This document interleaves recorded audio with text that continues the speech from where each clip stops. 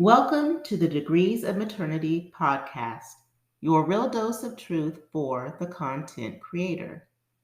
Episode 15 comes from the Blogging Truths Be Told series entitled Bloggings for the Worker Ant, Part 2. What do ants do for fun? Because as far as I can tell, they're all work and no play. I mean, they aren't playing around when it comes to getting things done. Whether the worker ants are tending to the ant babies, scavenging for food, or building the nests, they have an unrelenting work ethic that keeps them on the move. Why can't people be like worker ants? Just be programmed to be on pretty much all of the time.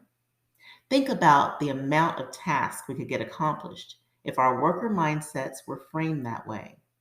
But wait a minute. Now that I'm carefully reflecting upon what I just said, maybe I shouldn't compare the work ethic of a human being with an ant's. Why? Well, because we could literally work ourselves to death if we wholeheartedly took on an ant working perspective. So I'll just settle for saying it would be great if people could be more like ants when it comes to the work department. That sounds more realistic, more doable, and here's why. Personally speaking, you mess with my downtime and it's going to make for a really unbalanced me. I mean, how do you feel when you have periods where it seems as if you're in a revolving cycle of uninterrupted tasks that are continuously spinning you round and round until they've dizzied every ounce of balance right out of you? All work and no play doesn't fare well in the human experience. You have to find the appropriate balance of the work on, work off dichotomy in these busy lives we live. But I'm not focusing on work life balance in this episode. I hope you don't mind. I'm actually all about the work today.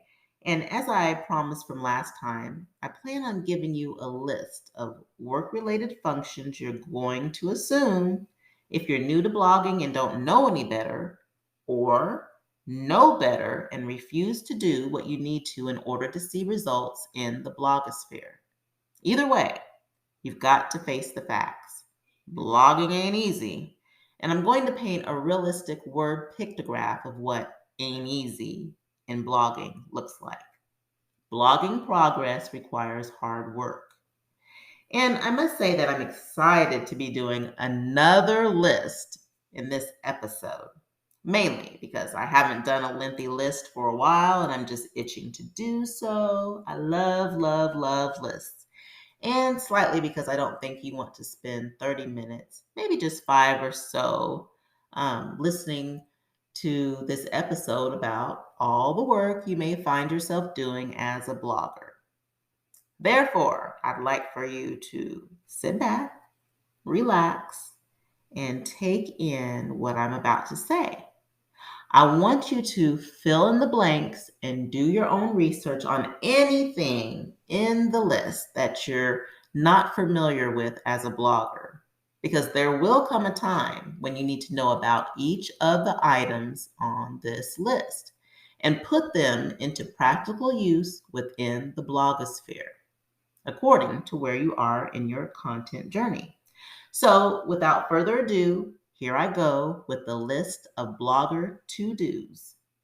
Number 1, content creation and distribution.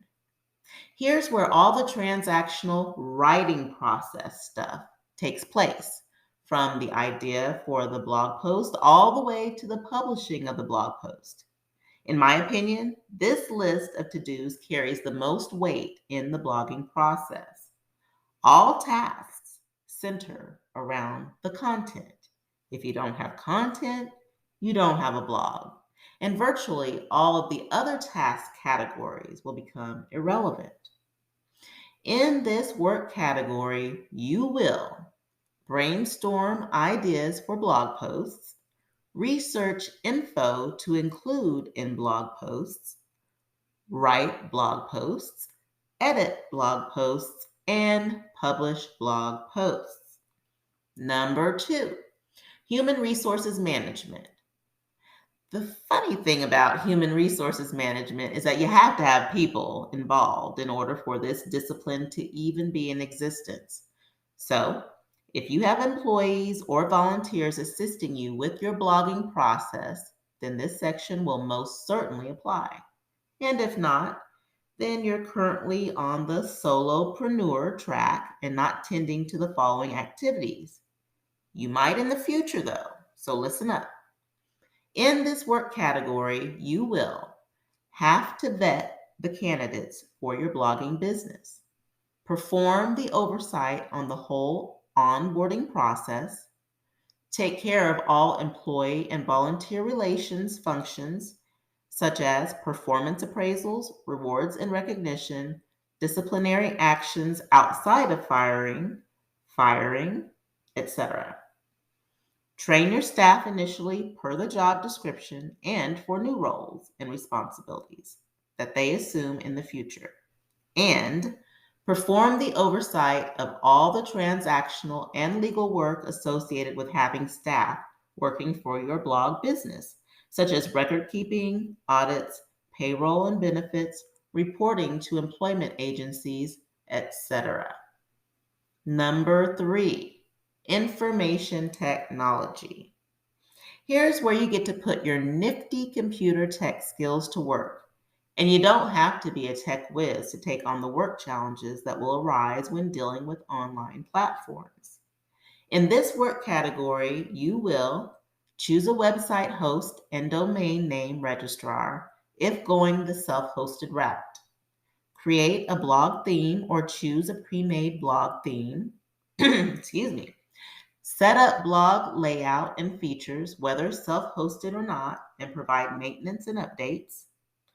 Learn how to navigate throughout the blog website in order to do the transactional work, and troubleshoot problems with the operation of the content management system you're using. Number 4, marketing. Well, what can I say about marketing that I haven't already said in prior episodes entitled Blogging Truths Be Told, Marketing is So Cringy, and Blogging Truths Be Told, Marketing is So Cringy Part 2? Well, I should probably say something nice, so here it goes.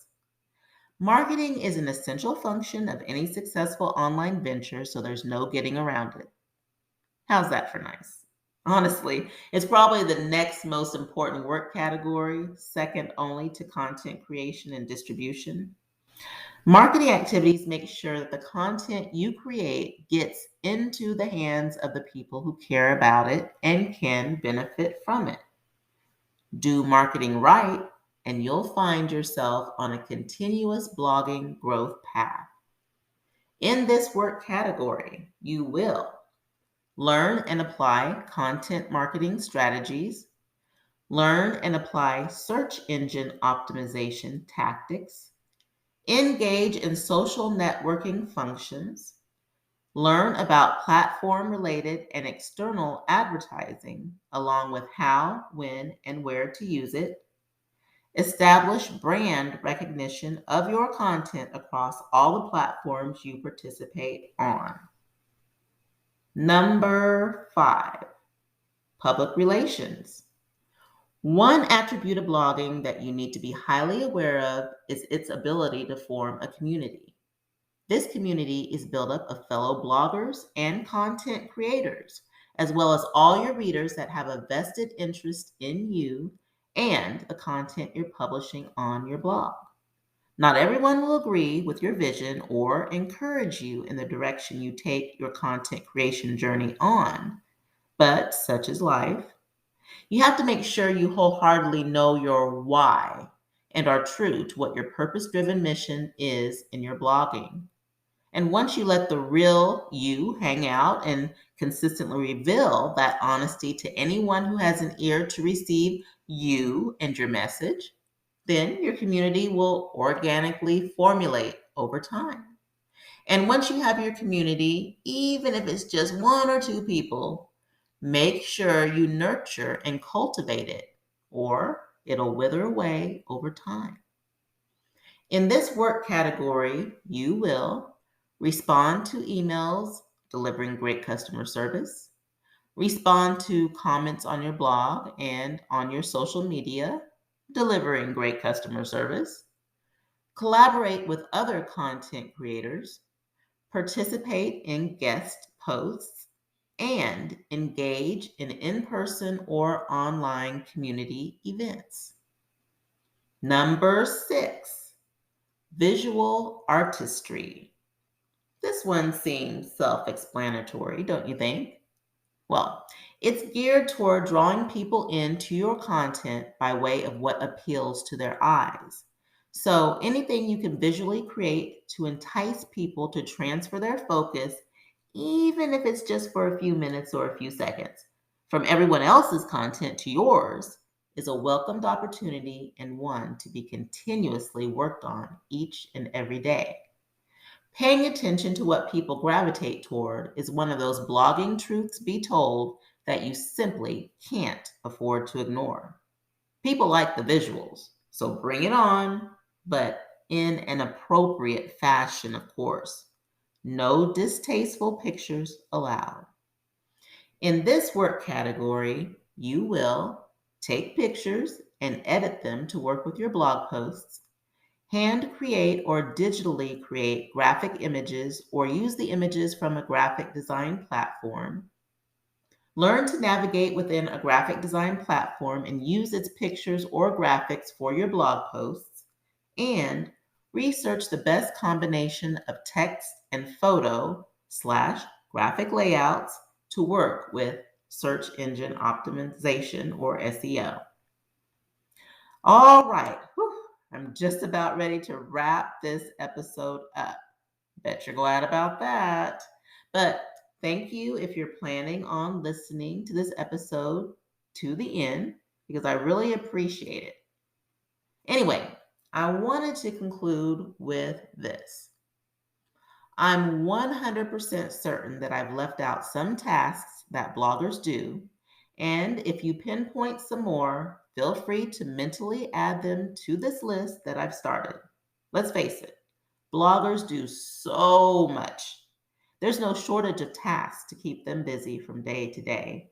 And the format in which I laid out the work may seem quite elementary to you, my dear, but it's anything but.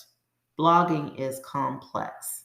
And finding that sweet spot where you're doing what you love, serving people in a genuine way, and seeing success from your efforts takes some concentrated trial and error, patience, and stubborn persistence. And as I looked at the laundry list of tasks that I mentioned throughout this episode, the worker ant mentally comes to mind.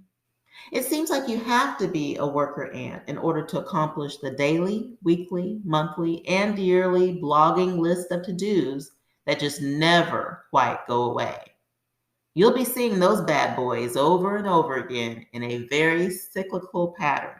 So the sooner you learn to appreciate the blogging process with all of its glorious aspects, as well as its frustrating quirks, the better. However, I want to conclude on this note. Balance is key in anything you do, because we're not programmed like robots or inherently created to function exactly like the worker ant. We can't be expected to flawlessly operate at peak work performance all of the time. We will have off days, days where we don't feel well, or days we must tend to priorities outside of the blogging agenda, or days when we need moments to rest our minds and bodies. The list goes on and on. We have a myriad of legitimate reasons for taking breaks from the grind, but we should never use our downtime, break time, to find ways to take ill-advised shortcuts in the extraordinary responsibility we have as bloggers, the honorable responsibility of affecting people in positive, thought-provoking, and life-enriching ways with our words. Well, I hope you enjoyed this episode of Blogging Truths Be Told. And my plan is to come back next time with some more blogging truths. So, until then.